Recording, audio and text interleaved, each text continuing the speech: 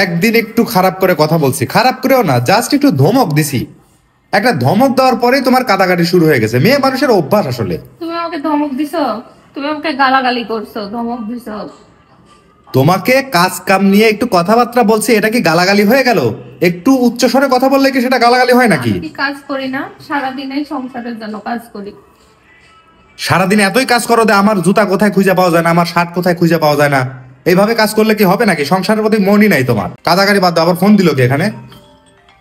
কে phone দিল? Hello আব্বু। হ্যাঁ ভালো আছি আমরা, আপনারা ভালো আছেন? ও হ্যাঁ, সাফওয়ান সামরিনও ভালো আছে।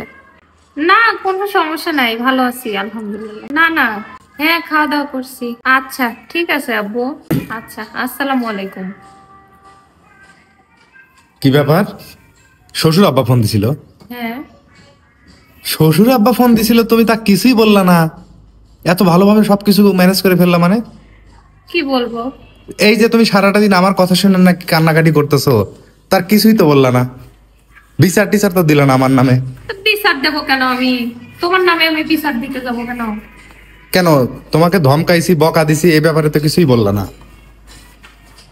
শোনো, তুমি আমার স্বামী, তুমি আমাকে ধমক দিছো, শাসন করছো, গালাগালি করছো, করতেই পারো, এটা তোমার অধিকার। কিন্তু এটা আমার বাবা মাকে বললে আমার বাবা মা কষ্ট পাবে না? আমাদের সাংসারিক অশান্তি কেন আমি আমার বাবা মাকে জানাবো? সংসারে থাকতে গেলে সংসারে দুই চার কথা হবেই, সেটা আবার তোমার সাথে আমার মীমাংসাও হবে। কিন্তু এই কথা যদি আমার বাবা মা শোনে, তারা দূরে আছে, তারা চিন্তা করবে, তারা ভাববে যে কি না কি হয়েছে, আমার মেয়ে না জানি কত কষ্টে আছে। এগুলো তো বাবা মাকে বলার কোনো মানেই হয় না, তাই না? আচ্ছা, নিজের সংসারের কথা বাইরে যেতে দিতে চাচ্ছ না, তাই তো? স্বামী স্ত্রী একসাথে থাকলে দুই চার কথা হবেই। আর স্বামী স্ত্রীর দোষ পাইলে শাসন করতেই পারে। এটার জন্য তোমার সাথে আমার মনোমালিন্য হইলে এটা তো বাবা মাকে বলাটা ঠিক না, তাই না? কিন্তু আমি তো বলে দিছি। কাকে বলছো? আমার আম্মা ফোন করছিল, আমি বলে দিছি এই কথা। এই অভ্যাস যদি তুমি চেঞ্জ না করতে পারো, তাহলে তুমি জীবনেও সুখী হইতে পারবে না, বিশ্বাস করো।